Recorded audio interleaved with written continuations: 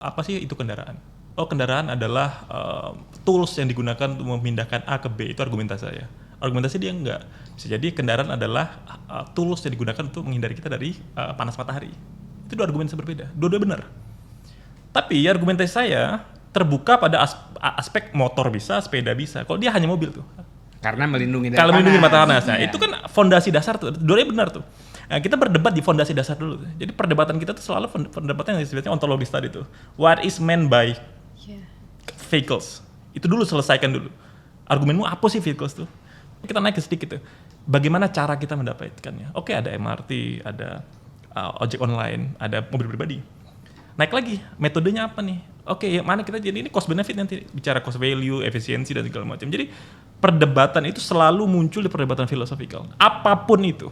Jadi nggak pernah berdebat di harga, warna, itu menurut saya itu udahlah selesai lah, itu remeh lah menurut saya. Tapi kalau kita berdebat tuh biasa sampai agak keras itu di filosofikal itu. Menurut saya perdebatan yang sehat seperti itu akan membuat kita saling belajar, mulai dari level yang ontologis, maksudnya mempertanyakan objek itu tuh apa.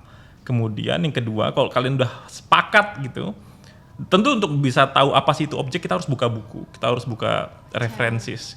Misalkan apa sih itu rumah, cari definisi rumah dari pandangan siapa, ahli siapa, dan kemudian pilih satu argumentasi. Oke, rumah adalah tempat di mana where family grows. Jadi it's not about building but loves grows, itu rumah gitu. Oke, kemudian how to build that, bagaimana caranya mengakomodir itu, naik level berikutnya. Oh, ternyata bisa pakai kos-kosan, ternyata bisa pakai kontrakan dan segala macam. Dan kemudian baru level metodologis berikutnya adalah kalau kita sepakat milih kos-kosan harga berapa yang kita mau. Itu metodologis banget tuh, metode atau ya sifatnya praktikal ya.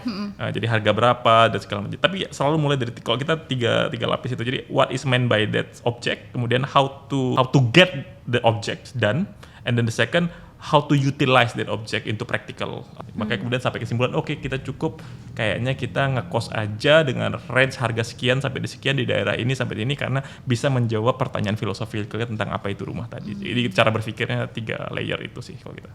Oke, that's very good. 3 layer. Butuh pasangan yang selalu mempertanyakan itu. Sebenarnya itu sangat menjadi landasan filosofis dalam semua hal di rumah tangga, dan itu biasanya kan lebih sehat gitu, karena dengan kita membahas itu secara tidak langsung kita tuh berdamai dengan ego kita sendiri gitu, dan itu tuh dijelaskan dengan kesepakatan gitu, dan itu menurutku yang jadi kunci utama gitu.